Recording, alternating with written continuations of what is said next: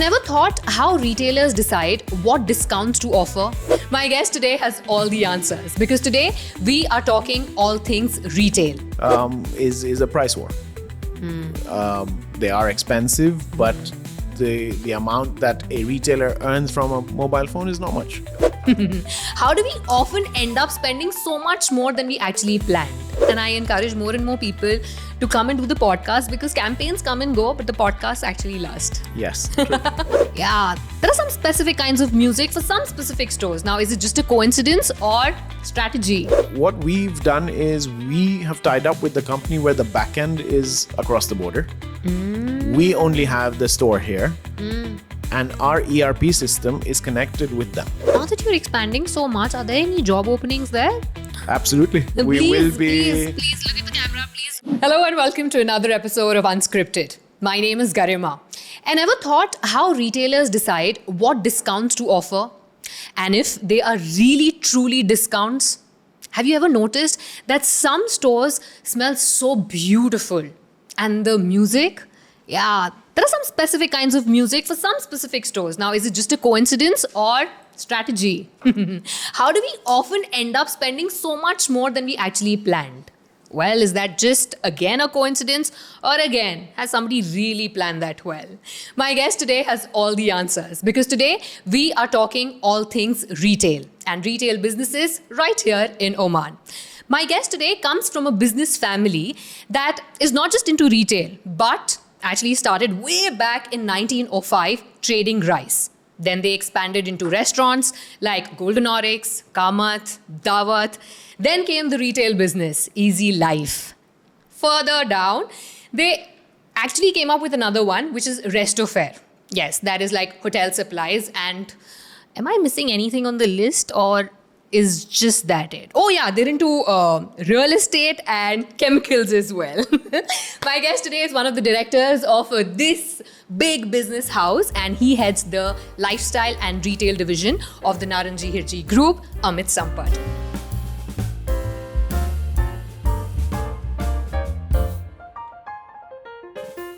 Welcome to the studio, Amit. Thank you very much. Pleasure to have you. Oh, I'm so excited for the entire conversation. I'm so glad that we're doing this. No, it's great. I think when you asked me initially to come on the podcast and talk about this, so we've never actually spoken about it. We've always been focusing on our business and how to get it out there. Right. But I think this will be a great insight to your listeners today in terms of what we do and what are the tricks in terms of retail, in terms of buying, and we can talk about all of that today. Absolutely. We have all the time in the world and I encourage more and more people to come and do the podcast because campaigns come and go, but the podcasts actually last. Yes, true. So on that note, please tell me that I got all the businesses right and I haven't missed any. Yes, fairly accurate in terms of what we do in Oman. Perfect. But today we are purely discussing retail, right? We'll talk Sure. about what I look after for the family business, but Right. of course, as a group, we do many things. Right. But my expertise lies within the retail segment, and I can Right. talk about that. Good, perfect. If I'm not wrong, I think you completed around 25 years with the group last year. I did. I started my career with the family business in '99, so just crossed 25 years now in the business. Wow. And when the business starts in 1905, 2025 becomes a milestone year. For Absolutely. me at least, right? We just completed 120 years of our existence in Oman. 120 years. It is 4 generations of the business. Our 5th generation is already ready to join the business. Right. And there is a lot of transition that's actually happening currently. Right. In terms of the business that we do. Wow. Well, I'm actually looking forward to discuss that as well. But talking about 120 years, I'm sure that you must have heard some of those very interesting stories from your grandfathers, from their grandfathers, of how Oman was like, let's say, 70 years back, if not 120, and how is it now? What are the stories that I can hear from you? So, one of the things when we actually completed 100 years in Oman, we did a coffee table book for the family. Oh, wow. And at that time, it was us, me and my cousins who got together and we said, let's put a book together, talk about our family and talk about our business. Right. And at that time, we got into researching why our great-grandfather. So our group's name is Naranjee Hirjee. Right. Naranjee Hirjee is the name of my great-grandfather. Right. So why did Naranjee Hirjee show up into Oman? Yeah. was the first question, and what brought him here. And then we realized that when we went back, a lot of people from a small town in Kutch in India Right. migrated across for obviously better opportunities. Now, we don't know if there was a reason that all of them left at the same time, but there are many families that actually came into Oman, moved into Africa.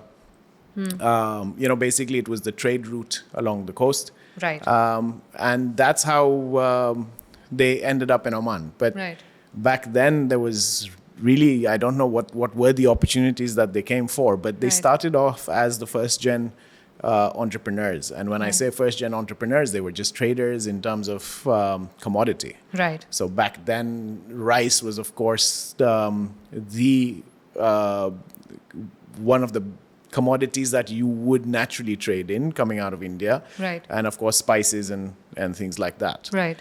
But till date, over the last 120 years, rice still remains one of our key products in the company. Right. It's actually your core business till date. It is our core business till date. Yeah, and then the other businesses came as and when you kind of moved. Yeah. So I'm sure there must have been something that was relevant and you kept going on with it. Or if I had to frame the question differently, it's very rare to hear families not just survive but thrive, all of them together for so many years and keeping the core business still intact and alive there. So what is that secret sauce, I would say, for the Naranjee Hirjee Group that kept you going? So one of the things that you need to realize is that when my father or his father, when they came into the business, there was still the time where Oman was still sort of growing. Right. My father studied in India. He was born in Oman. Okay. But he studied in India. Okay. And back then, to go back to India or to travel into Oman, you could only travel by ship. Right. It would take them 5 days on a ship to get to Oman. There used to be a harbor, and then you'd have to come on a tender from the ship onto land, and we have photographs to showcase all of that, which we've put into the book as well. Yeah. So life wasn't quite easy. Of course. We've heard stories of how goods used to come on a ship. They used to come on smaller boats to the shore, and from there the traders would then pick it up and then go take it to the market and things like that. So this is the old Muscat that we're talking about. Right. Which is what gave birth to the Matra area as well, because that was the area, the old Muscat, and then the Matra area and all of that used to happen. Just fast forward to when my father was actually actively in the business, and of course at that time, His late Majesty Sultan Qaboos was in power as well. And that's when we really saw the growth happening in the country. And that's where we saw a lot of the trade coming in as well.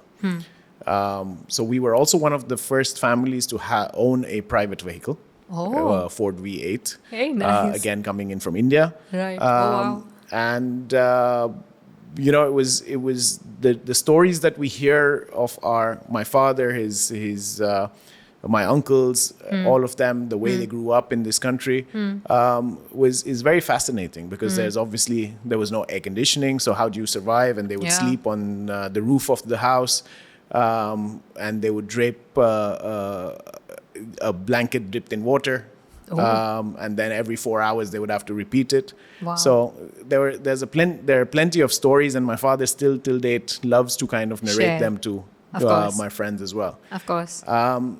But the business then evolved into something different. So we started off with the trading, and when I say we the current generation 3 and 4, started trading out of Matra in terms of we used to have a shop in the souk. We used to trade a lot of things apart from rice. We used to do cardamom, coffee, fishing nets, and then we moved into food stuff. And in the early days, for people that remember, when milk powder used to be one of the bigger products. Today we don't see milk powder so much because now we have fresh milk in the country, but Coast milk powder used to be one of the bigger names in the country, and we used to represent Coast back then. So our story is more towards trade under food and commodity, right, as the basic necessities of anyone. Right. I also feel that every generation that steps into the business, they come with their own set of ideas, which at times are accepted by the previous generation, at times they're not. So, how does it work with your group? Like, is it easy, or you've also had those set of incidents where no, it wasn't an So, like you rightly said, the transition of the next generation coming into any business, and you will also realize that Oman is made up of business houses who are traditionally all family businesses. right?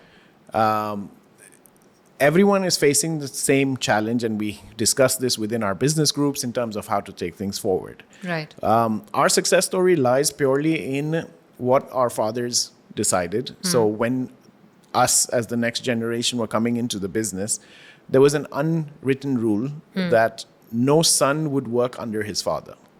So I had to work under my uncle, my cousin would work under my father, so that there is no father-son within the same department. No one's reporting under the same lineage. Right. So it's something that worked out really well for us because, of course, it took out all sort of favoritism or Right. all of that, and it put us into check in terms of what we were doing at work. Right. Right. So this is the story that went on from say around 91 when my elder cousin joined, and then over to us when the rest of us joined as well. So Right. we were then put Into into a different cross departments. sort of a relationship with our uncles Right. to handle one segment of the business. Right. But actually, if I just look at the whole timeline, you started off in 1905, and then it almost took you like 8 decades to bring into another new business. Like the restaurant business only came like after some 77 years, if I'm not wrong. Golden Oryx was in 1902. Not 1902, 82. Yeah, 1982. Yeah. So again, like I said, Oman was also started to grow only after 77 or the mid 70s. Right. So after all of that happened, we Golden Oryx, being the first fine dine restaurant in the country in Rui, Right. is still there. Right. You know, so that is one of our sort of feathers in our cap that we're very, very proud of. We've never branched out to another outlet within the country. It's just that there's a lot of nostalgia from people who've grown up in Oman to still go back there. We've maintained the quality of the restaurant. We've maintained the same interiors. And that's the story with some of these older businesses. So we've actually grown in some businesses. We've changed some businesses because of the trends, but we've kept some as it is. You were also into events, right? I did. At some point, like for a bit. Well, not just for a bit, for many years. You want to talk about that? I actually, once I graduated and I came into the company, I wasn't sure what I was wanting to do. And then, of course, this opportunity came by where someone said, do you want to start off an event company? And not knowing what events is all about, we still sort of dove into the idea. And initially, we started off small with just doing promotions for brands in supermarkets and things like that, and managing all of that. Yeah. But we grew really fast in that because obviously there was not so much competition back then. It was very new to the market. So then we moved into managing corporate events, and then eventually ended up being one of the larger event companies in the country, where we started doing concerts. So we've done plenty of concerts, may it be Arab focus or Philippine focus or Indian focus. We did all of that. But obviously events, and anyone who's been in it would kind of realize that it's a thankless job. It's a hit and a miss. Yeah. There's too many moving factors to this particular business, and trends change very quickly. So eventually, there was a time where my family basically told me, saying, how much time do you spend on your event business versus how much do you earn out of it. And that got me thinking, saying maybe it's time to sort of step back and look into the core business of the family, which obviously deserved more attention and more of your time. Yeah. And you were also the captain of the Oman cricket team. Yes. I've done my research. I have gone through the profile really well and in detail. So I think that was the best part of my life. I got to do what I loved the most. Right. In fact, it's a funny story because when I went to a boarding school in the UK at the age of 13, we looked at multiple schools, and then it was time to decide which one. And my father asked me, saying, "Which school did you like the most?" And my pure decision-making factor was which one had the biggest cricket ground. Really? And that was how I went to the school that I went to, because it had 2 cricket grounds. And I said, okay, this has to be the best school for it. Nice. But the cricket passion continued from high school. And then when I came back to Oman in 99, that's when Oman cricket was just being formed. Right. So they were just putting together the first national side. So I got the opportunity to be a part of it. We started touring. We started going on for international tournaments. And I eventually played for the country for 9 years. Wow. I was the captain in my final year. Right. But cricket requires a lot of dedication. Right. So we used to train in the middle of summer in the July heat or the June heat for 4 hours in the afternoon. And you also have to realize that when I'm playing cricket, I'm away. I'm away 6 months of the year. Whoa. I'm away part of the day. So I'm not in the office. I'm not actually part of... I was part of the family business, but I wasn't really running it as such to my potential. So 9 years later, and you know, when you're at an international level, age matters, fitness matters. Of course.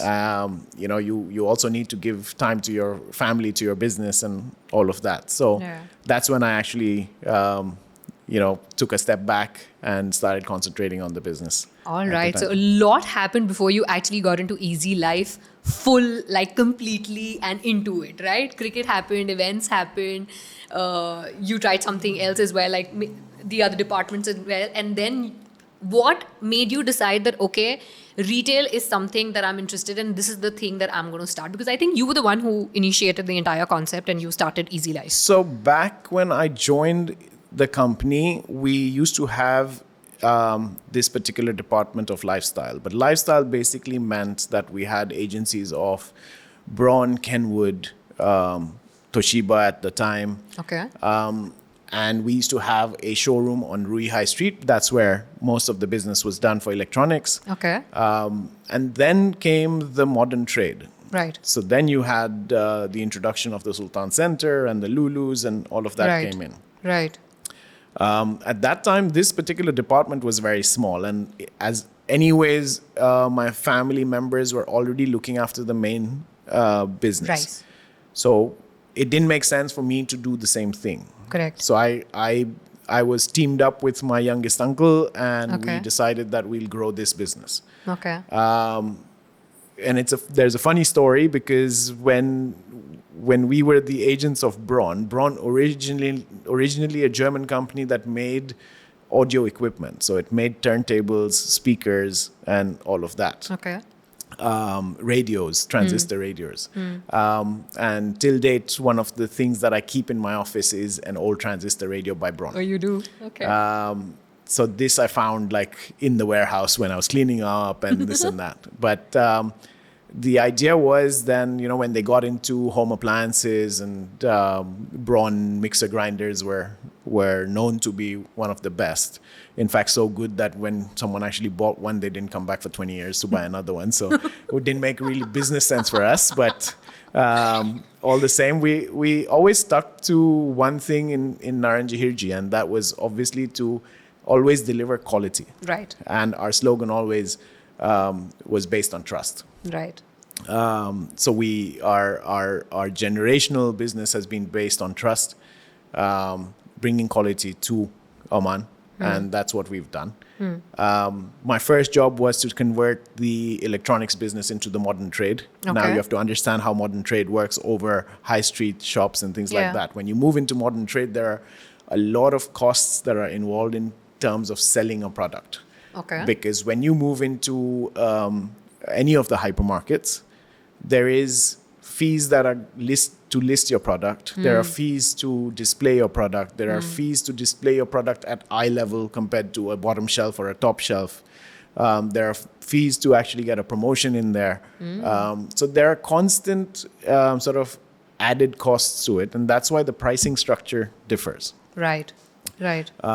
When you have your own shop on a high street, there's no other costs, and basically it's what you imported it, you add your profit margin, and you sell it. Correct. So these are some of the challenges that we had to face because it was also new to Oman. It was also my first project, Right. and we moved into sort of getting all of our department, which was the lifestyle, into the modern trade, to think of the new ways, to learn how to actually sell course. into these modern trade. Yeah. So that's how I got into that particular department. Where was all this learning happening? Like, were you going out and you were exploring where the businesses were already happening in the other parts of the world, or you were just learning?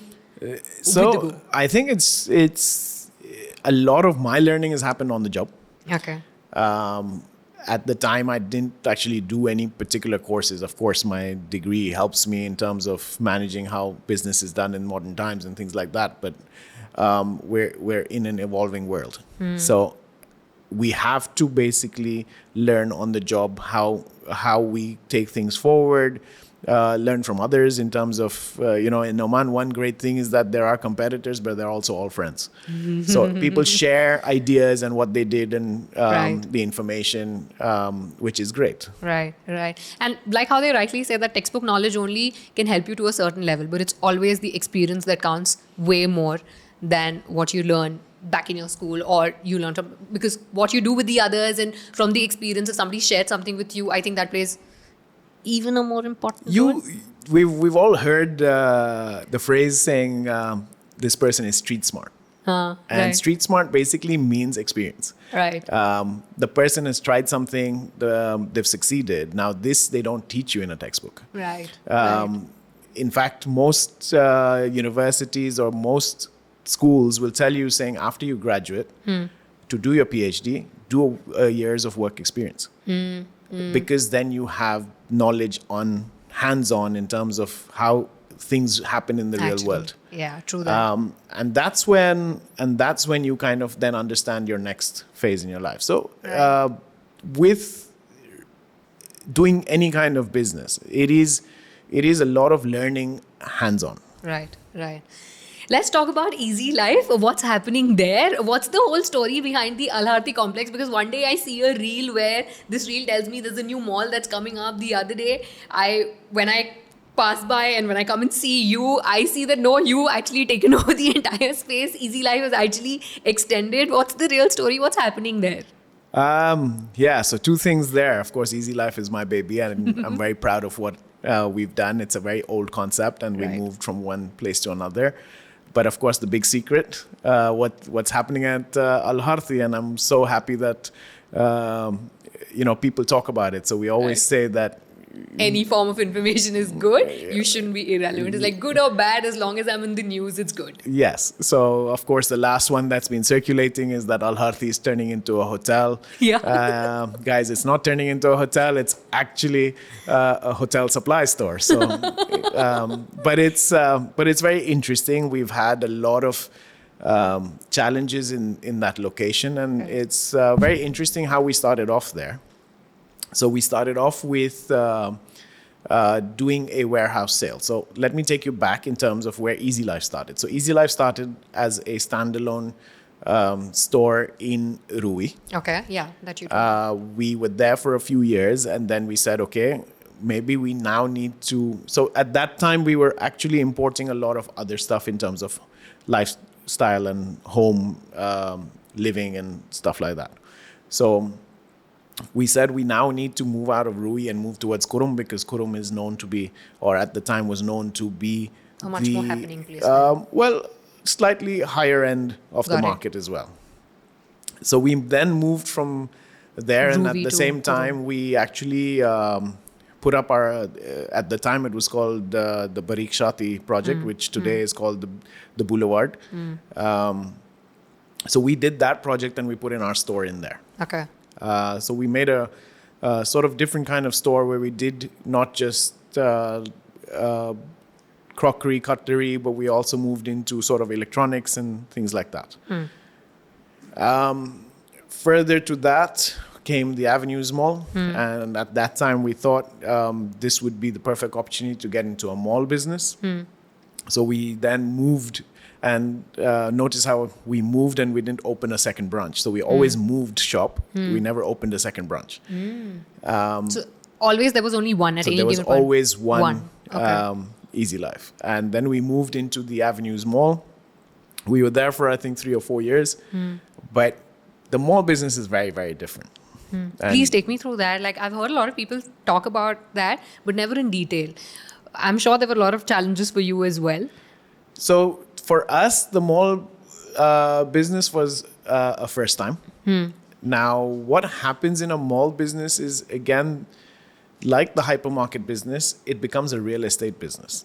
So for the mall to get all the concepts is one thing, but then you're paying for so many different charges within a mall. Like? So the rents are much higher Right. because you're now in a prime location. And of course, if it's a mall, then you're getting Yeah. 50x the footfall that you would Correct. get on a standalone store. Correct. You'd not only pay for the space that you occupy, but you also pay a percentage on marketing, which the mall does, the common areas that the mall has, and then there is security costs, and there is XYZ, so the costs just climb up quite So each drastically. store actually pays for that as well. Yes. So the contracts are very different. Okay. And depending on the concept that you have, depending on the size that you occupy in the mall, those are how the deals are done. Oh. So this is where it becomes very challenging for stores, because now the pricing that you had for your products Right. has to change. Of course, because there are so many additional costs. Yeah. So Yeah. either you just sell a lot more, Right. or you sell a little bit more, but then you have to make more money on that product, Right. which eventually results in, of course, us businesses transferring that over to the end customer. Right. Right. And that is what happens when you get into all of these kind of concepts.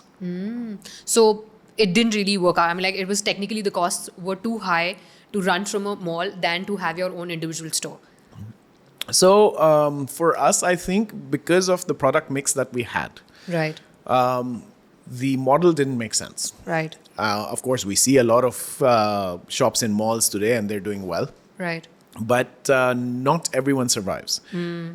There are concepts So what's that the work. trick to that? What do you think? Sorry to cut you there, but there must be something that's working out for the ones who are already there. So let's look at concepts that have multiple stores. Oh. Now, when you have multiple stores, you might want to just take a hit on one of the stores to make sure that it gives you, so they offset it against their marketing. Today, if you're in Mall of Oman, Right. where everyone goes to shop, Right. and they see your brand, Right. then it's a connect with the customer. The same store somewhere else on a high street, they will actually recollect it, and they'll actually show up at the store as well. Correct. But we've seen brands that have exited the malls as well. Correct. And the pure reason is that they can't survive and they can't afford the costs, because the volume of business that they need is purely not there. Now, let's look at it in terms of globally how it works. Yes. So a mall business works, or today we have so many malls in Oman, Correct. but there's only a few malls that people go to. And True. why is that? Is because you want to go to one where you find everything. Correct. What happens to the others? Because Yeah. if everyone goes to one mall and not the other, obviously they can't afford the cost of running it. Especially when you have all of them in the same area. Exactly. Yeah. So now globally, what happens in our neighboring countries or in Europe, it's volume of business. Correct. Imagine if in a particular country which has a large population, if everyone went to the same mall. it would obviously collapse. The system wouldn't work. And True. that's why they have different malls, because they cater to a particular area within the country. Right. In Oman, unfortunately, we're a very tiny population. Correct. So if all of us go to the same mall, we're still okay. Yeah. Which means that we can't have multiple concepts. Right. And again, when I say multiple concepts, of course, we have hypermarkets which are all over the country and it's the same brand and things like that. But those are convenience. Right.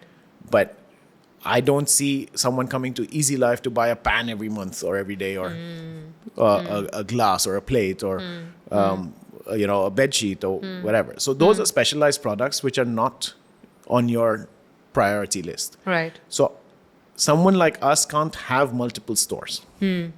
Or we can't afford to have multiple stores in all the malls and all the high streets and things like that. But Easylife is a little different. What we do with Easylife is that we look at a value proposition, again, going by what Naranjee Hirjee stands for. So we work with partners across the globe to bring you the best at the lowest possible price that we can. Right. How do we do that? We work with factories directly. So we then, and again, it comes down to economies of scale. So when we place our orders, no one's going to, if you go to China or if you go anywhere else, no one's going to give you 50 pieces of something. You know? Bulk. They'll only give you that. But in Oman, we can only order that many. So how do we kind of break that sort of thing?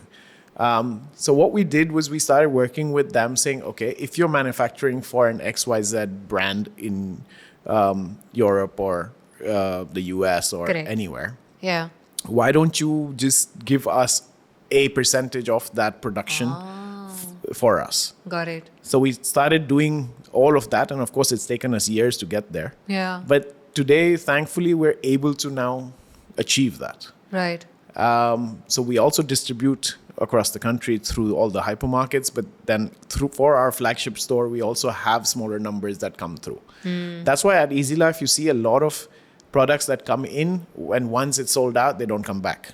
Oh, because there's only a small amount of it that you anyway. Because we only secured a small amount of stock for it. Right, right. So at the moment, how many SKUs you actually have at Easylife? Very interesting question. Well over 12,000 SKUs. 12,000? But you also have to understand how it operates. So we like I said, we import something, and once it's sold out, we import something else. Right. But you might have leftover stock of the previous lot. So we just have to keep adding more and more products because trends change. Of course. People want to see something new. Right. If you come to our store and you see the same product there, you'll be like, why am I going there? They're still selling the same stuff. I saw this last time. I don't want it. You also have to understand that shopping needs are based on either you need something or it's an impulse purchase. You'll see like a trending reel, and you'll be like, that's so cool and I want it. And I have to make sure that it's available. Correct. Because if I miss the trend, I've missed out on the sale as well. Yeah. Yeah. So we true. we kind of try and keep ahead of the curve. Right. Again, it looks very cool on reels. Right. Sometimes it's not functional. Oh. Right. But it's up to us to make sure that your shopping experience is a happy one. So it's like we play with human psychology in terms of what is it that when you come into the store will make you buy a product. What does it take me through? Actually, just walk me through the journey of a customer at an Easylife store. So let me ask you, when you go shopping, what is it that you look for to make your whole experience nice from the time you walk in to time you get home? And I didn't say till the time you leave the shop, but till the time you get home. What is that feeling that you want? Convenience, good time spent, and value for money. Right. But there's also one major thing that you're missing out is the feel-good factor. Yeah. Like you want to go home and you still want to feel like, oh, I bought something new, and you're excited by the time you get home. Yeah, true that. And I shouldn't feel that, no, I shouldn't have picked that up. Well, most times people do when they realize they've overspent. But what happens is that we want to make sure that our customers come into our store. Right. Instantly, there should be a feel-good factor. Okay. What is a feel-good factor? You get welcomed properly, or there is the staff a smiling. energy. There's an energy from the team there. Yeah. A smiling face. True. The approach of the store. So, Right. what is the first product that you see? I mean, that should be like, oh wow. What is the pricing that you see? So, what are we attracting you towards? The music plays a massive role. Yeah. Because that sets the Mood. tone, the mood, all of that. Yeah. We sometimes get families with kids. We don't want the kid to drag the parents away. We want the parents to take their time in the shop, because the more time they spend, they'll pick up more things. Of course.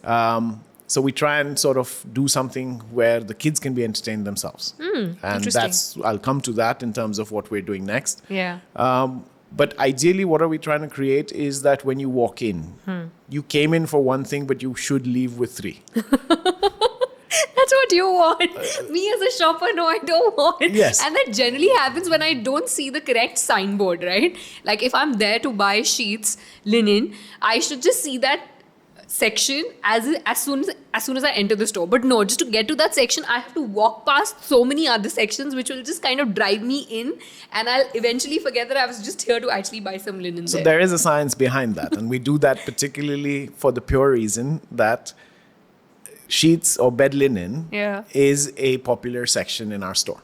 Oh, they are. Because we do branded sheets, Right. which is not available anywhere else in Oman. So we make sure that we put that at the back of the store, which means that you have to walk through the store, look at everything else, and then get to your sheets. Yeah. But in the process, you will stop at multiple different sections of the store. Then I'll see those lock and lock boxes, which even if I don't need it, I'll still be like, oh, now that I've come all the way here, I might as well just pick up a few more. Yes, and then I'll you'll the see other something section. new, in the sense that we've put a display of something new, which you've like, oh, I haven't seen this before. What is this? And you'll get inquisitive about it, and then you'll spend more time. And the more time you spend, the more you'll be like, yes, I can do something with this. Yeah. So the idea is also to educate our customers in terms of what you can do, because sometimes you're not aware of the products that are available in the market. Of course. Yeah. What can make your life easier, and hence Easylife. What can make your life easier in the home, in the kitchen, and that's what we're looking at. Yeah. So, do you feel that the purchasing power here in Oman specifically has increased, but the buying habits still remain the same? Now, basically, that's when, like how you mentioned, educating the consumer and your customer plays a very important role. We're talking about linens here. I'll share something very personal. Like 5 years or 7 years back, honestly, I used to go to the store. The print is nice. There is a nice sale and offer. Khalas, I'm picking this up for myself. Okay, this is like a 5 riyal, 10 riyal. 7 years later, there is this staff, there is this person who actually educates me. No, there's this whole thing behind it, that higher the thread count, better the quality, better your sleep patterns, and good sleep quality, right? That's the whole thing. I was like, why would I pay 80 riyals for a bed sheet which I can just get for like 10 riyals or 5 riyals on an offer from a good brand? The staff, the person there convinced, try it once. I actually did that, and it's been 7 years. I haven't gone back to anything lesser than 400 thread count or a 600 thread count. No, and at that time, I was so scared that when I get back home, what my mom is going to be like, why would you spend so much on a bed sheet? But there's this whole thing behind it. Why don't you educate all our listeners or everyone who's tuned in right now to actually understand that no, it really makes a lot of difference if you have a higher thread count. And it doesn't have to be the same as that in a hotel. Okay, so let's take another example. Okay. And let me, before I get into the thread counts of bed sheets, Okay. but let me ask you, saying, when you buy a car, Okay. why do you buy X over Y? Both will get you from point A to point B. But it's the comfort that matters, and that's why you pay more for certain cars and you get there. Or let's say, why do you travel on an airline in a business economy or class. a business class. Yeah. I mean, it still does the same job, but of course you are getting there in a little bit more comfort. Yeah. And comfort is where it all comes down to. Yeah. Now today, how many hours in the day are you in bed? So if I would say an average 8 hours, Yeah. okay, that's a quarter of your day. If that's the time that you spend, then you need something that is comfortable. What is a thread count on a bed sheet? So, when we talk about thread counts, say if it's 200 means there are 200 threads within a square inch of the sheet. 180, 200 is like the basic, and you can go all the way up to 1,000. What is right for you? Or what is right for you in a country that you reside? So it doesn't necessarily mean that the more the thread count, the better it is for you, because it also depends on the fabric. Is it cotton? Is it cotton polyester? Is it Egyptian cotton? Is it sateen? Is it the way it's been manufactured? But if we look at just say basic cotton, if you have a 180, 200 thread count, it will usually be with a polyester mix. The advantage of that is that they don't crease, easy to maintain, but then they'll only last you a few washes. Correct. So if you are looking at just something, you're not particular about it, it's okay. What you really need to look at is the breathability of the fabric. So it needs to be able to breathe while you're asleep. And there are different kind of fabrics within that. So the most ideal for the weather that we have in Oman is around 400. You can choose to have 800 or 750 or 1,000, which will feel like silk, but they'll also be very warm. So for the winters, they might be more ideal. Right. But then we also have certain fabric, which is, so we have something called miracle sheets. Now, what does miracle sheets have is they have silver ions woven into the fabric itself. What does silver ion do is basically takes away the bacteria. So if you have a tendency to wake up with, say, a morning sort of... low energy and... Well, yeah. So it's not just energy, but what's the word I'm looking for? If it's something like a morning sickness in the sense that you're coughing or sneezing, what does silverback do is it absorbs it into the fabric. But what it also does is it makes sure there's no odors coming from the fabric itself. So even though you don't wash it, or if you tend to sweat in your sleep, it absorbs all of that. Oh. So you don't wake up sick in the morning. Oh. So it absorbs all the bacteria, but at the same time, it takes care of you. So that's something now, it's very technical. The only way to sort of transfer that knowledge over to a customer is to make them stand in front of you for 15 minutes and make them understand it. Yeah. We don't have 15 minutes. So how do we communicate that across? Yeah, so top 3 things that we should be seeing behind the linen cover, that these are the things that you kind of read it and then you pick it up. So, usually... Okay, the breathability you said. Well, then usually you said the thread count. The things that are what people look for is, of course, first of all, is the bed size. Yeah, of course, yeah. Okay. But then look for the material that is. So it will tell you what percentage of cotton is actually in the fabric. Higher the percentage, better it is. 100% cotton is, of course, the best. Correct. If it's Egyptian cotton or if it's regular cotton, doesn't really matter in that sense because Egyptian cotton would be a lot more expensive. Right. But if you just need to make sure that it's 100% cotton because that will make sure that it's soft and breathable. Okay. So one, I got it right, which is like, okay, you got to check how much percentage of cotton is there. Second? The thread count. Okay. The third? thread count is, and the third is basically your choice because then it comes down to do you want solids or floral prints or whatever. But you don't really get a lot of prints like in 400 or 600 thread count, right? Or do you? So there is a reason behind that. So when it comes down to manufacturing, the larger factories will run a minimum of 300 sets or 1,000 sets on a single print. Oh.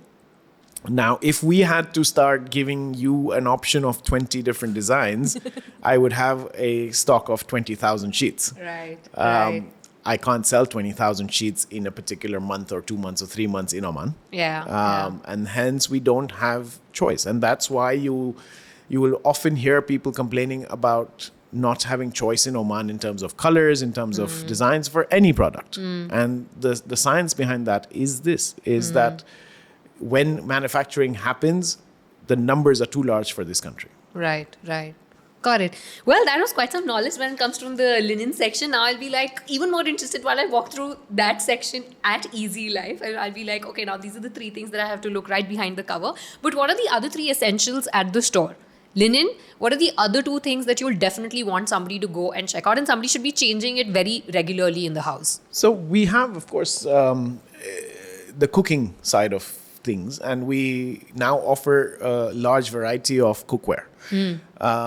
And cookware is something that is very sensitive in terms of your pots and pans. Right. Now, first question, are you the one that's cooking at home or is there somebody else? Because that's exactly where the decision making comes in. Right. Is it a price point product that you're looking for? So if you are cooking, then you want something really nice. Correct. But if there is someone else cooking, then you don't care how it's done. Not really. Now they're given all the health and everything. But this is often that we've heard people complain at the store. Right. Saying that if it's the help at home, they'll destroy the pan. So why get an expensive one? Okay. But it shouldn't be the case. Right. So again, on a non-stick, when do you change your pan? As soon as you see a scratch. Well, technically yes, but it's not only about the scratches, because once you see a scratch, when you see a little crack on your glass on your windscreen, right. and then you see it become bigger and bigger and bigger. Yeah. Okay, that's exactly what happens on a non-stick pan. So once there's a scratch, it starts peeling away, and when it starts peeling away, where does it go? It goes into your food. So it doesn't make your food that much safer. Right. So of course, non-stick surfaces, you have to start changing your pans and not wait till you see the whole bottom of it. But also on non-stick pans, what actually destroys the surface is high heat. So it's supposed to be all low heat cooking. But if you actually go on high heat, eventually you're destroying the surface of the pan. Oh, I always thought it was always the spoons and the other. No, and how many times have you finished with the pan and then put it straight underwater in the sink? You shouldn't be doing that. You should not be doing that at all. Really? Yes, because the change in temperature basically destroys the pan as well. So you have to wait for it to cool down a little, then it needs to go for a wash. Whoa. How many times do you put your pan in a dishwasher? Oh yeah, even that destroys the coating. Because that destroys the coating as well. Yeah. So these are all the things that, of course, matter when it comes to a pan. A lot of people are now looking at moving to other kind of pans and honeycomb coating. Do we have that at Easylife? Not yet. You should definitely get it. But stainless steel is something that people go to. Yeah, because I'll be really honest here. I actually went to quite a few stores here. I checked at Easylife and the other stores as well, and I couldn't find the whole honeycomb technology that I actually saw on one of the reels or the other friends using it. So I actually got it from India. Literally in my suitcase, I had those pans and the other stuff that I use. But it's actually great because it doesn't scratch easily. And yes at least till now and no, it hasn't. because it all depends. Now, again, when we come to, say, non-stick pans, what other utensils are you using? Are you using a spatula which is stainless steel? Because sometimes in a rush people use it. Yeah. But you can't use stainlich steel with non-stick. You have to use wooden. Yeah. Silicon, there is talks about, does it melt into the under high heat and things like that. So of course all of these. Yeah, but with this one you can do both actually. Yes, you can. Use the steel as but well. There is there is also ceramic for that matter. Yeah. But again, with ceramic, the technology is great. Yeah. It's the only downside to ceramic is that a single crack, then you need to throw away the whole thing. So there are different things when it comes to cooking. And why did I get into it is, of course, because I have a passion for cooking myself. Right. And that's how I think I started creating these trends within this Easy Life concept and bringing everything under one roof. Right. But I spend a lot of time choosing what I want to get there.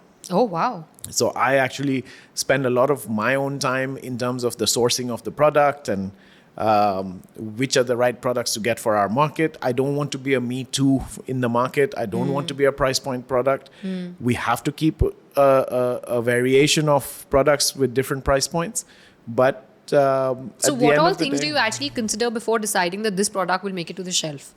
Or when you go through a certain catalog, or when you see the different so for options? us, it's all about, first of all, is the quality matching up to our concept? Okay. Secondly, how easy is it to get the product? If my supplier is going to be like, you have to order like 1,000 pieces, then obviously it's not coming to my shelf. Got it. So what kind of support do we have? Right.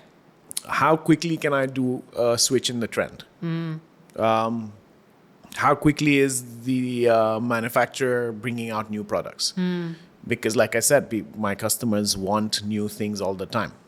So things like that. So what happens to the products that don't move easily? We will have to discount them. And sometimes you see these discounts, which are massive because we need to turn our investment around.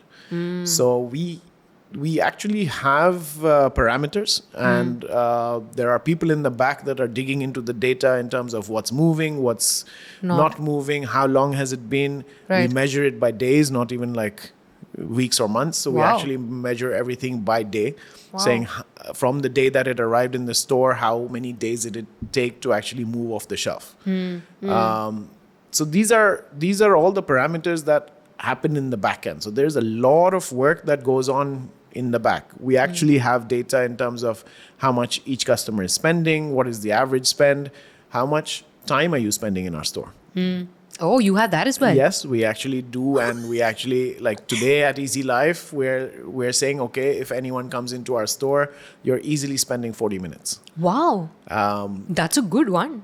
Unless you run in and buy one thing and run out. But on average, people will be in our store for 40 minutes. How do we keep them there for 1 hour?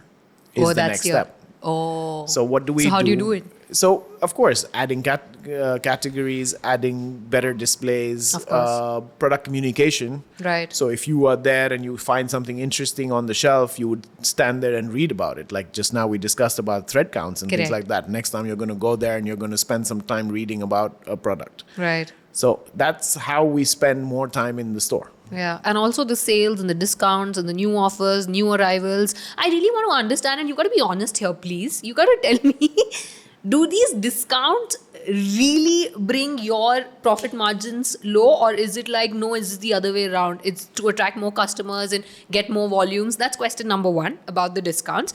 And the other one I wanted to ask was about the new arrivals. Is it really a new arrival? Like, because most of the times even I feel that, you're announcing new arrivals, but 80% of the stuff I've already seen. It's hardly anything new. And it's not about Easy Life here. I'm just talking about the other stores in general. So, look, it's two different things. Okay. So let's talk about discounts. Okay. So as I explained, we measure our investment onto our stock. Okay. And after it's crossed a certain number of days, we need to liquidate it. So we need to make sure that it's out of the store. And if we think we're going to get X for it, we're okay to get X minus 2 for it. Oh, because it's occupying that space. Because the money that comes in, we're buying new stock. So we can't be funding it otherwise if we don't get this flowing through. Right. So it's a cycle. Right. So sometimes you'll get genuine discounts purely because retailers are trying to make sure that they get rid of the old stock so that they can bring something new. And is it the same for all the stores, or they have different timings? Like what is it like for Easy Life? Do you have a set timing, like we're going to give this one at least a quarter, or it's going to be during a festival, it's going to be during Eid, it's going to be during So Christmas, what happens in terms of more? the lifestyle segment over a food item? So a food item is perishable. It expires at certain Correct. date. A glass doesn't. So we can actually keep it. But what is the cost that actually gets added on is our finance cost. So we've invested into it. Now, of course, that money needs to kind of keep rotating. Otherwise, it's stuck in a glass and we can't really do anything about it. So we need to kind of make sure that we churn the whole cycle around. Discounts usually happen during seasonal periods. Okay. Because that's when the biggest shopping spend happens, and this is globally. Okay. So you will see, in Europe or America, it's around Christmas or Easter or of course. whatever. Black Friday. Here, Black Friday. In this part of the world, it's around Eid or Ramadan, and because a lot of people are actually hosting at that time. So you see, there's a lot of gifting happening at that time. So a massive sort of spend happens during that time. But again, it's category wise. So if we do travel, when does the spend happen on travel? And it happens in the summer. Right. So again, we are shifting trends and going seasonal, and that's where we plan our stocks to also come in. So when we're ordering our stocks, we're saying, okay, it needs to arrive by this time because it needs to catch this season. Makes sense. And coming to your pricing structure, structure varies from product to product. Right. Again, retailers would naturally try and make more money out of products which are not easily available in the country. Of course. But if you have multiple options on a particular product, then of course it gets sort of within that price war, and of course. we're looking at it. Right. Today, mobile phones, for that matter, is a price war. They are expensive, but the amount that a retailer earns from a mobile phone is not much. Really? It's actually very little. What are you saying? Yeah, so it's basically become a commodity item. So it's very, very difficult. There's so much of scarcity, like literally, especially for the new one that was released recently, it's hardly there in the market. And here we are thinking that these people must be making like crazy amounts of It's hardly in the market, not because it's sold out. It's hardly in the market because the supply hasn't reached us yet. Right. So these are some of the... So the ones who have it must be making good money on it. Yeah, I mean, you can charge a premium if there is no... Yeah. So that does happen, sense. and you can see it. And then you see week to week, it kind of keeps dropping. Yeah. So similar with all the other products, you will actually have that trend happening. So when you say new arrivals, you want to try and maximize your profits on the new arrival item. Right. Because it's new. Yeah, of course. Then after an X number of days, you drop the price a little bit. And then after X number of days, you just kind of just drop it completely. And that could mean that you're selling it at cost or at loss or whatever, just so that you churn it all around. But of course, if it's a product that's going to keep going on and on and on, like a lock and lock box, we don't need to do anything about it because it just comes, it stays, the price stays, and it just carries on. So there are, depending on the category of the item, that's how it works. Yeah. Talking about Easylife particularly here, how do you really compete with all these other online options that are available now? So we also have our e-commerce site. Okay. We're in the process of making it more accessible. Right. Running e-commerce is not... would you still competing against these big names who just do the delivery, and of course they have even more SKUs and even much more variety and have all the trends available right there. So why would me as a consumer come to Easylife? Of course, I know if I want something very instantly and if I want to touch and feel the product, I'll come and walk in. But then you're also competing against all these online names, right? Sure, but are all the online names selling the same product that I am? Quality-wise, no. So it all depends on what you want. And again, so it's always quality over price. Right. Yes, you want something, and we've heard so many stories saying I ordered this, but when it came, it was like completely different, and it wasn't expected, and I wasted my money and X, Y, Z. So again, most of the times. But again, what happens with online is, and today in Oman, it's a growing trend. People are looking at the online channels a lot more, and purely because it's convenience. So today you have, and if we can shorten that sort of delivery timeline, Right. then that's exactly as long what. as it's getting delivered, because currently my food is definitely not. That's a different story and a different ball game As long altogether. as- yeah. At least our products are not required within the 1 hour, so we're okay. But Yeah. but at the end of the day, what happens is it's convenience. Right. You're having a party at home. You don't have glassware or plates or whatever. Yeah. Yes, order it Yeah. and we'll deliver it. Yeah. And it just Wow. we're now working on a plan where we can actually do the 1 hour delivery on certain Oh, wow. products. Not bad. So if we can get that to work, Can they pick up my food also on the way? absolutely. That would be a great deal. At an extra cost, yes, we can do all of that. I'm ready to do that, because the kind of horrific incidents that have happened in the recent last 1 week, I'd say, are not even funny. I mean, like really a nightmare. But every business has its challenges. Yeah, true that, I get it. And we're in the midst of resolving those, and it Yeah. will be resolved very soon. So yes. Yeah, correct. True that. Well, we spoke about online, we spoke about Easy Life, and we also spoke about the top 3 things that we should be picking up from Easy Life. Actually, just 2. You spoke about the cooking, the cookware, and you spoke about the linen. Which is the third one that you would recommend that somebody should definitely go walk in and check out? So we're doing a lot of different products now. So we're moving into an electronics segment, which we Oh, didn't wow. have before. So we've Oh, got a that's lot what's of happening partners. with the new space, I see. That's exactly what's happening with the new space. We're Interesting. moving into outdoor furniture.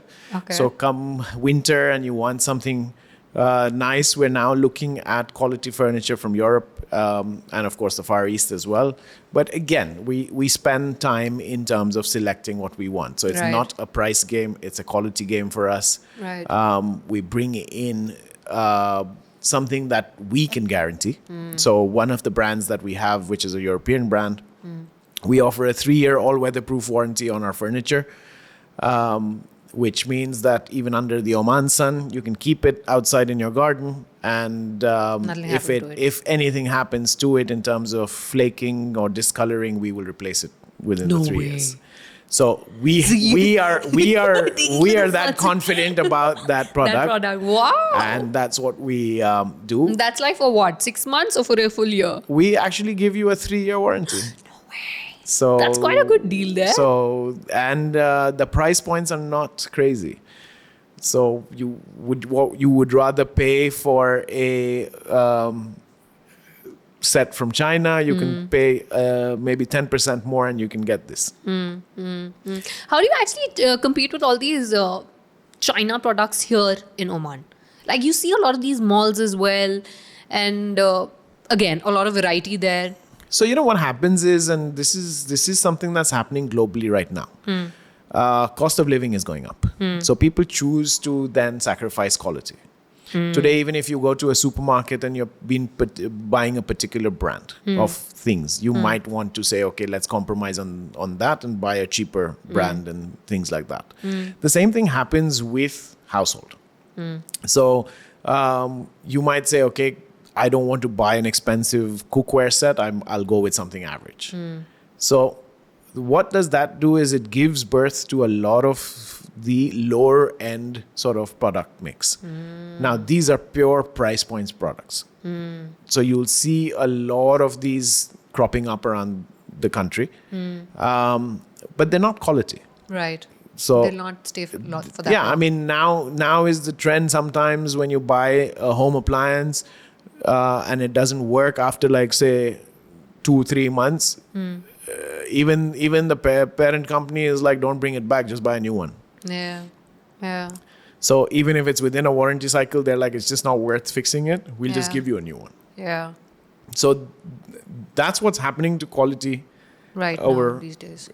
price now. Right. I mean, I told you earlier, Braun used to make products which were like mixer grinders, which Right. would last you 20 years and you would not complain.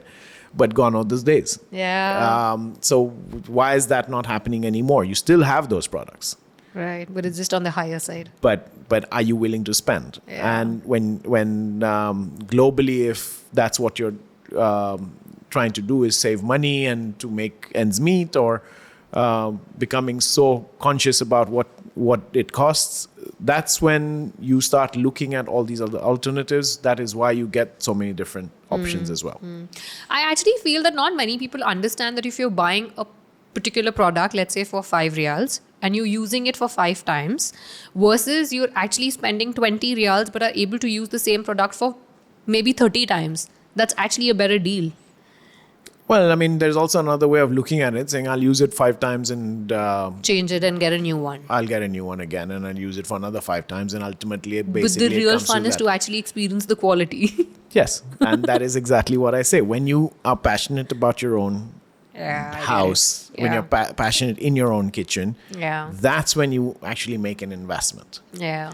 I love my cooking. Yeah, you're clearly very passionate about that. I was just going to come to that. Yes, I run my own sort of Insta page with... Which everyone should definitely go and check out. It's called the Home Kitchen Lab, correct? Where Amit and his wife, who makes these amazing pistachio cake. There is nobody better than his wife who can make that pistachio cake. I am telling you that. Go follow that page. You'll get all the details there. And she makes the most amazing kimchi as well. But then these two guys put together, they are the best hosts in town. And if you're friends with them, I think you're lucky. And I count myself in that list. Thank you for that extra promotion. But like I was saying, so because we enjoy the cooking, we end up like, I would go choose my own knife, and nobody else at home is allowed to touch that knife. Whoa, that's how passionate you are. Because that's my knife. So yes, it's an investment. But then when I'm cooking, I love using that because it just makes me enjoy what I'm doing. Yeah, that actually brings me on to Restofair now, which is a very, very fascinating vertical for me, I would say. Because you have all these hotel supplies where you have cutlery, crockery, and that whole section where you actually supplying all these to the topmost restaurants and hotels here in Oman, like the fine dine. Like these days, it's like, we go and see the plate on the table, like, okay, we know where is this coming from. So walk me through that and tell me more about Restofair. Let's talk about the crockery. Like, how do you actually help a hotel choose their crockery, keeping all the practicality in mind? So let me tell you what Restofair is. So Restofair is it's a French company. Okay. Obviously based out of France, but in the region, it's based out of UAE. We are the first franchise out of UAE that Restofair actually tied up with. Okay. So this happened 8 years ago. And we were actually dealing with Restofair at the time for hotel supplies, but it was based out of a catalog. Okay. At the time, I think Restofair did about 10,000 SKUs. And what happens in this particular industry is a hotel or a restaurant, when they want to start off new or they want to replace their current offering in terms of their crockery, cutlery, glassware, they would obviously want samples. They would like to see how it looks on the table, and they would be like, bring the samples to us. Right. Now, when you do that, you can't take 100 items to somewhere and keep transporting them, because these are delicate items. They get damaged in transport and all of that. Yeah. Plus, it's a hassle to take so many. Right. So we got together with the Restofair team and said, why don't we create something different? Of course, they had this concept globally, but we didn't have it in Oman. And we said, why don't we put in a cash and carry store, which didn't exist. The concept didn't exist in Oman. Oh, okay. So what is cash and carry, and how is it different from the other concepts? Is that cash and carry is basically a warehouse store. Okay. So everything is just stocked. Then we open up a little bit of the display in terms of 1 or 2 pieces, and you just pick a box off the shelf. Oh. So, but what does Restofair do? Restofair specializes in a particular industry. Okay. Let's put it this way. We're an IKEA for hotels and restaurants. Okay. Okay, where everything is on display. I can have a look around, but feel the product. Everything is of a particular professional grade. So if you come and buy a pan, let's take that example. Okay. It's a very heavy pan, which they use in an industrial kitchen. You trying to use that, you might not want to go to the gym anymore, because that's 2-in-1. But that's what it does. And then you have professional knives and professional plates, glassware, XYZ. But you might also like this for your own house. Right. And when we have a store which is basically available to everyone. You can walk in and you can get the same price that a hotel or a restaurant buys at. Then why not? So so it's very different. So when you go to an Easylife or anywhere in the market, and if you buy a glass, you can't buy a glass. You have to buy a set. True. 3, 4, 6, whatever it may be. Correct. In Restofair, we actually sell one. We sell everything by one piece. Oh. So even though it comes in a box of 6, you will find the pricing to be of a single piece. And similarly, the plates are priced as single plates. So you can pick up one if you want to. We won't say don't break the set or anything like that because there is nothing like a set. Yeah. So what's the clear difference between Restofair and Easylife then? Because we get plates in both the... Restofair has a different quality of plates compared to Easylife. Okay. Plus Restofair is the quality of the things that you get at Restofair are purely industrial. Oh, okay. So sometimes, yes, they cross over. You can find like say plates or glassware. Yeah, exactly. But when it comes to all the other equipment, so today under Restofair, under the catalog, so it's a cataloged business. Under the catalog, we do 22,000 products. Wow. So you're stocking 22,000 products? So at any given point, we stock about 4,000 products in the shop. Wow. But what we've done and why is it a success story is in this industry, goods are ordered where the lead time, so lead time meaning that the delivery of these goods are 10 to 12 weeks. Okay. Because no one keeps ready stock and no one kind of has that stock available in Oman. Yeah. Because imagine 22,000 products and you keep stock of everything, it's just not possible. Correct. It's like Amazon on its own. Yeah. So what we've done is we have tied up with the company where the back end is across the border. We only have the store here. And our ERP system is connected with them. So when you come in and you say, I want 100 plates, it gets flagged there, puts on a truck and comes the next day. Wow. Now, what used to take 10 to 12 weeks, right, we've cut down to about 7 days. Wow. So now... are you the only ones who are doing this? Nobody else is doing something like that? So we are the only concept of its kind in Oman for the hotels and restaurants. Wow. There are other players who currently work with a showcase center and then, of course, 10 to 12 weeks delivery. Right. But we are one of few which actually offer every single product under an operating concept for hotels and restaurants. So we don't do kitchens. We only do operating sort of plug-in machines or crockery, cutlery, and then your pastry or back-end kitchen. Right. So all of that. So that's how Restofair kind of makes it a difference in this market. All right, so coming back to the plating and coming back to the restaurants and hotels, coming to Restofair and choosing the plates from you guys, how do you actually help them choose the right plates? So with most of the hotels and restaurants, they have a brand specification. Okay. So it's a professional industry where everything is being designed. There is a script in terms of what they are allowed to do, what is the thing that's universally being used. Right. And that's what they will reflect again in their projects into Oman as well. Right. So there is very little that we can do with that in terms of when it's a brand, because they will obviously know what they want and we just need to procure it for them. So then we have a sourcing team that goes around, and even though if it's not in the catalog, we'll make sure that we can get it for them. Oh, okay. Because at the end of the day, a hotel does not want to run around and work with 10 other people. Right. They want one person to basically get everything for them. Right. So that's how we try. Does that mean that what you see in a particular restaurant chain here, a particular hotel chain here, it's the same serveware, or it's the same quality, it's the same stuff that you'll find in the hotel in some other part of the world? 90% of the time, because they have to maintain the same brand specification. Oh. And if it's And if they have their logo printed on it, then of Right. course, then it's going to be always the same. Yeah. But when they have their brand printed on it, we actually do it for them from here rather than them importing it themselves. So what technically is the process like when somebody comes and visits you and sees all the products and the range there?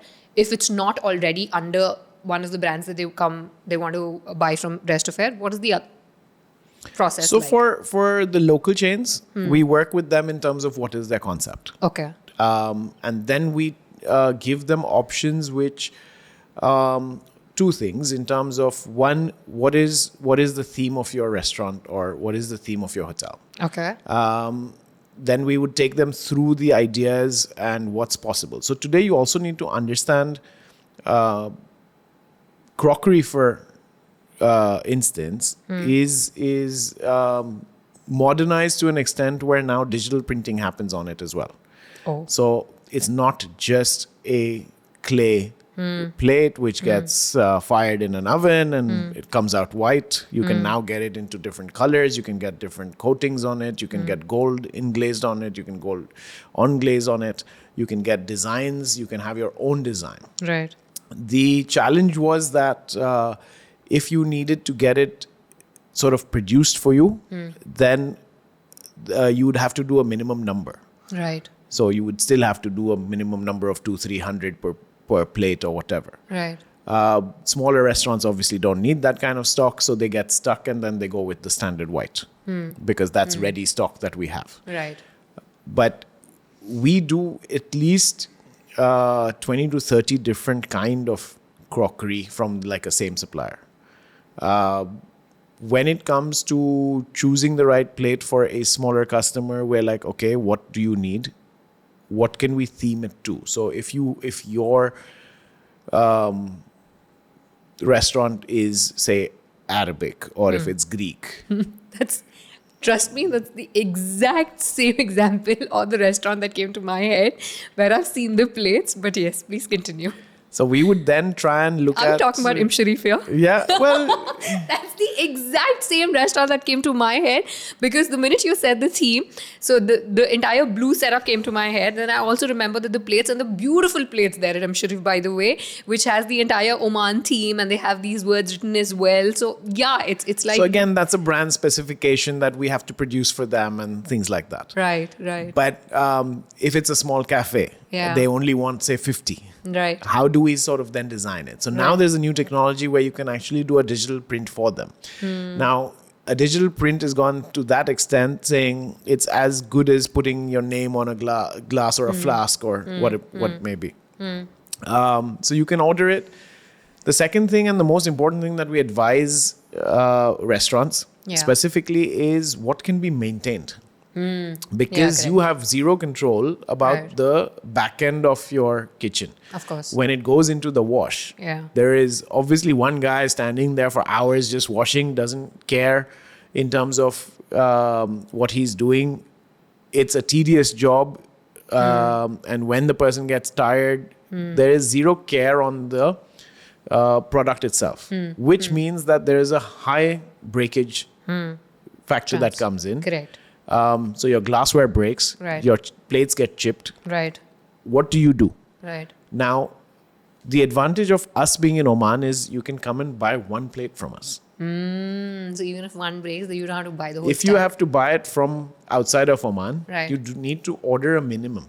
Right. So even if 5 plates break, you will have to order 50 because that's the minimum that they'll ship. Yeah. So yeah. these are the things that we actually sort of guide restaurants with, saying what is the right sort of mix for you. So yes, you Correct. want a particular design, but what is it that's going to last you? And when I say last you, we have a particular brand called Rack Porcelain. Right. Rack Porcelain's basic line of product actually reinforces the edge of a plate. So even if you sort of clank Clear. it against each Yeah. other, they won't chip. So in that industry, this is something, this is like gold. Like if you can't chip your plates, then obviously they'll go on and on and on. And that's what saves the cost. That's what's saving you on the investment and the running cost of the Right. operation. I have a few rack plates at home as well. Yes. I don't know if it's the right thing to pick up, but if you had to educate me about the different materials that you actually see in our cutlery or in that particular section, right from bone china to melamine to ceramic to, I don't know, stoneware, which ones do you think are good for a daily use for a consumer like me, and which ones would you recommend for a hotel? So there are certain things that hotels don't use. Okay, which is? So let's say melamine. Melamine hotels Right. will never use. Right. Then there is glass and opalware, which they'll never use in the dinner, but they'll use maybe in the serving and things like that. And then Got when I say glass, it's specialized glass. Okay. So we work with a Greek company that does colored glass, and it does something presentable. Okay. Porcelain is the most sort of sought after product because it's strong as a material. You can do so many different things with it, and it's easy to handle. Stoneware is heavy, so it's very difficult to sort of, again, the same thing I explained in terms of the washing cycles and things like that. And then we have bone china, which is very delicate. Right. So it's a very high class product. It's very lightweight. It looks very rich. But again, in the washing, it kind of becomes, plus it's also more expensive than porcelain. Right. Of course. So those are the differences in all the product materials.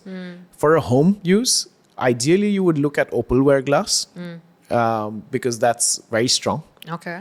And then you have brands like Luminarc or Endura, or, Right, right. So you will look at those as what you want to use as your daily wear. You can look at now porcelain because porcelain has become that much more affordable as well. Your bone china set will only come out at special occasions. Right. Because you frankly can't do that. Yeah. Certain households also use stainless steel.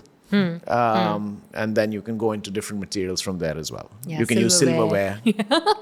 But that's a massive investment. Of course. And we I think till date in Oman, we've only done one project with silverware. So But you have actually. yes, of course. There are European companies that do silverware, and these are only two special customers and things like that, because obviously you are spending Of course. an arm and a leg to get one dinner of set. course. And given the times that we are in, yes, it's going to be considered as an investment more than using it. Absolutely. At home. And also For the your care daily that wear. needs to go behind it. Right. It's nothing less than a car. So yeah.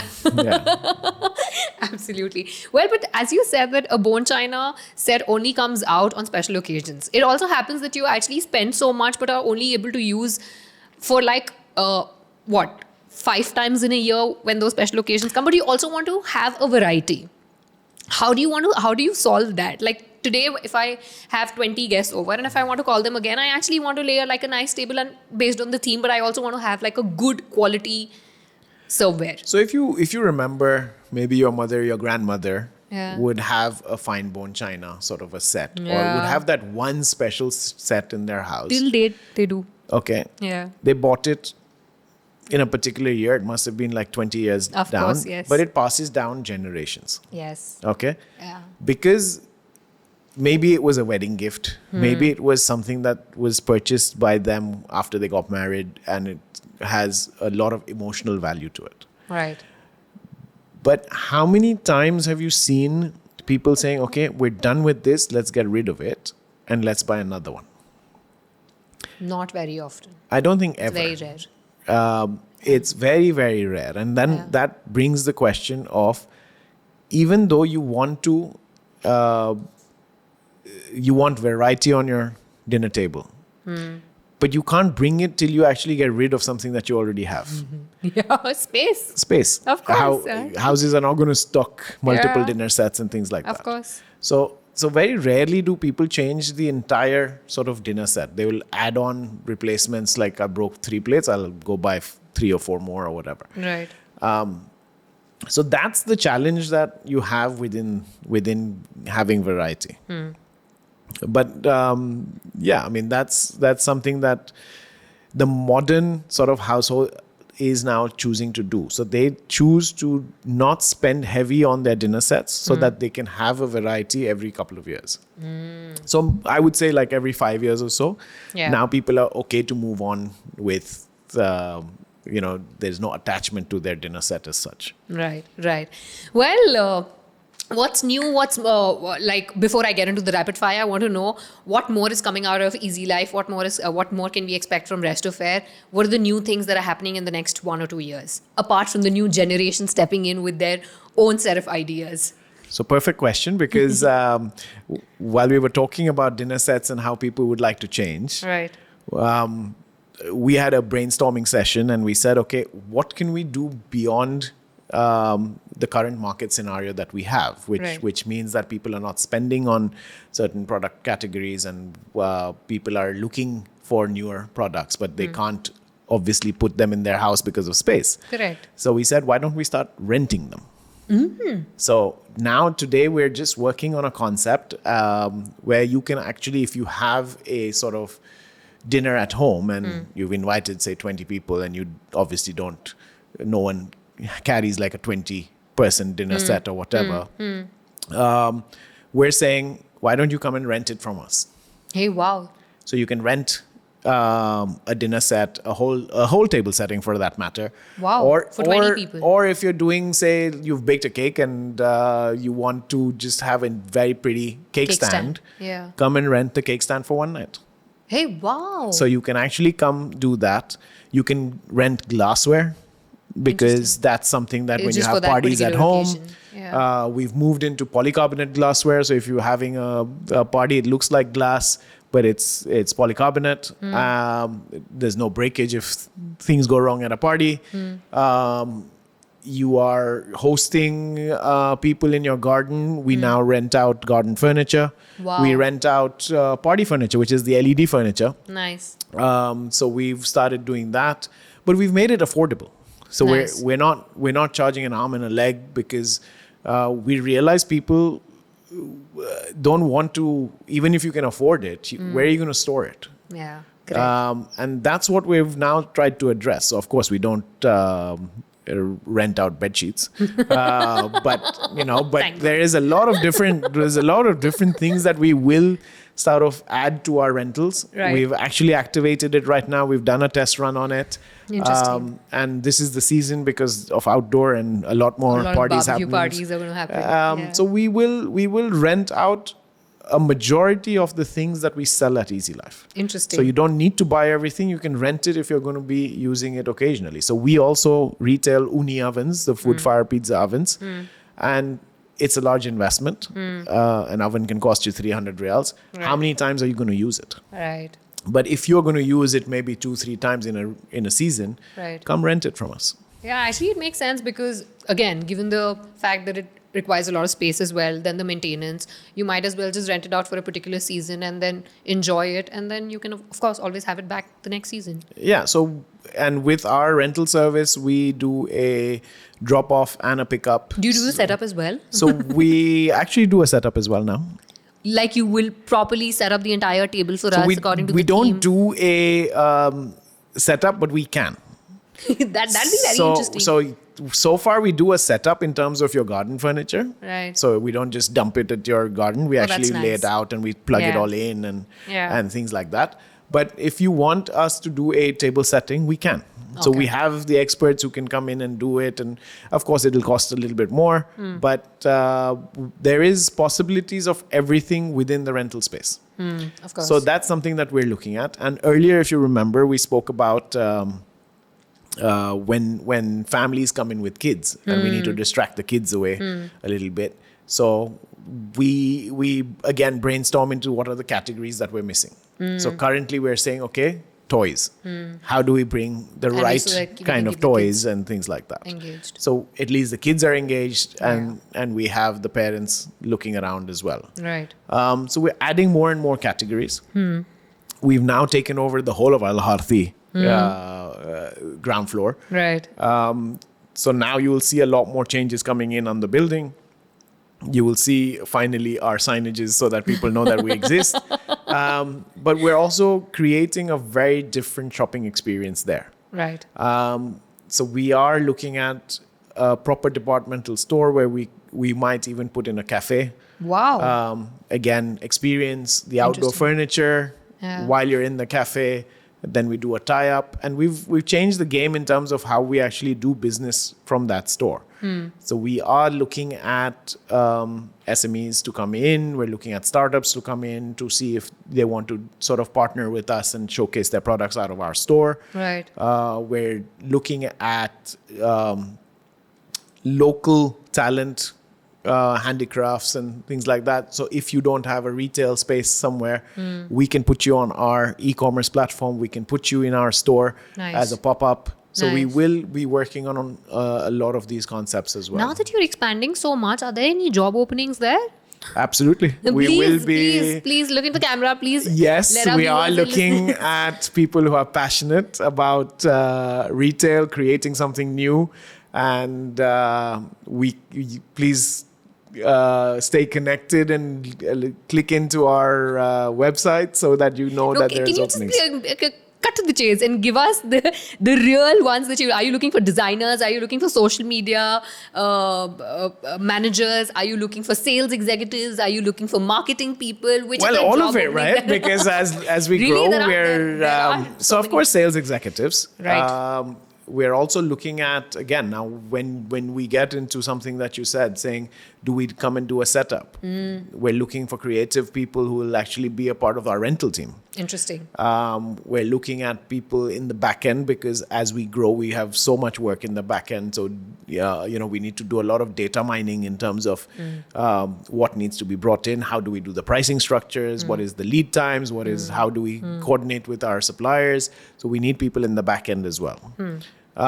So of course it'll just keep growing in terms of the requirements that we have for people, and we will post job openings from our website as well. Right. And that's how we gradually grow. Right. Interesting. So just in case if you're looking for one, just contact them. Maybe if the job opening category is not defined or explained that well and you can add value to the business, I think you'll be open to have Absolutely. that conversation. Yeah. Very interesting. Last question before the rapid fire. If there are these young entrepreneurs watching this, listening to it, what are the 3 things that you'd like to share with them you have learned in the last 25 years with the business? It took me a while to get to where I am. But the learnings over the last 25, 26 years have been be very passionate about what you do. If you don't have the passion, you're never going to succeed in the business. Don't overcommit. So always keep it simple. Keep your investment low, because sometimes we think big ideas require big money. It's not always the case. And always find a team that you can work with. So if you don't trust the people around you, growth is very, very difficult. Right. So those are the 3 things I would leave with young entrepreneurs who are trying to start up. Right. And your son is very soon going to be joining the same family business as what I hear. A little birdie tells me that. Not because I don't really hear these this generation that interested in a family business.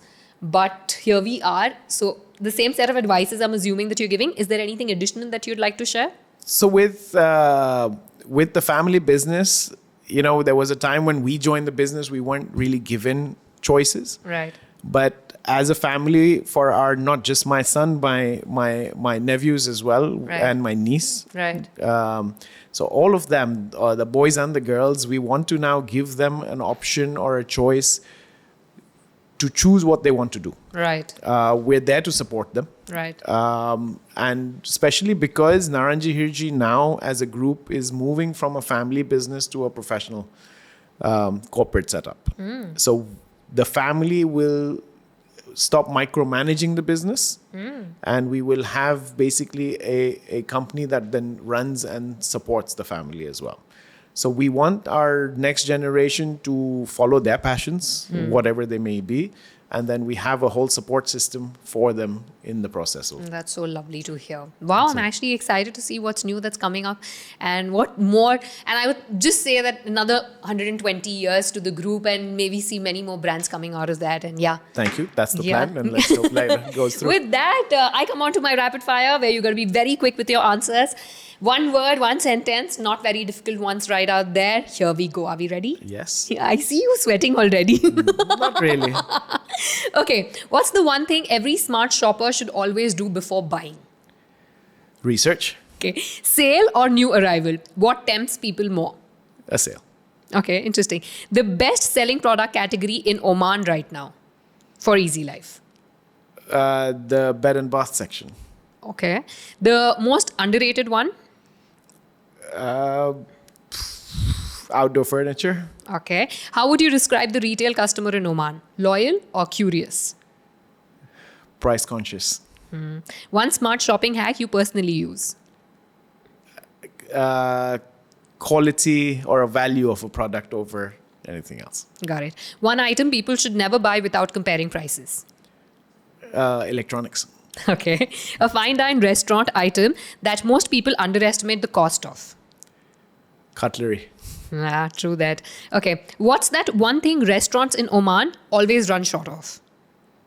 Restaurants in Oman run short of. Glassware. Okay. One product you can't resist picking up from Easylife? Bed sheets. I agree. One thing that still surprises you about how people shop? In terms of what we've seen, it's always been the numbers. So even if it's bed sheets, people buy like 20 and I'm like, what do you do with them? but it apparently it's like the best gifting item. So yeah. Oh yeah, I never thought of that way. Okay. What's the one retail trend you think will define the next decade in Oman? As we move into the next generation likes to see variety in terms of colors, in terms of the ease of use or ease of making your job easier. To like in the kitchen, you want gadgets. So instead of a basic knife and a chopping board, you now need a gadget to chop. So these are the new trends that we're seeing in terms of gadgets within kitchen appliances or trends within your the colors that are offered within your flasks and things like that. So that's becoming the new trend. Last question. Complete the sentence for me. Retail in Oman is? Retail in Oman is very, very challenging. Came straight from his heart. No thinking right there. That's why it's always true. Thank you so much, Amit, for coming down and having this chat. It was very enlightening. I've had a blast. And now when I go and shop at Easylife or anywhere else, I'll have all these points coming to my mind. But yeah, we should do this more often, man. Absolutely. Thank you for having me. It's been a pleasure and a great opportunity to sort of showcase what we do. Yeah, absolutely. So thank you. This is what you got to do. You got to go visit them at the Harthy complex, right? Which is not a hotel. Yeah, which is not a hotel. Easylife and Restofair, both of them are right there. This is me signing off. I'll be back soon with another one. Till then, you take good care of yourself.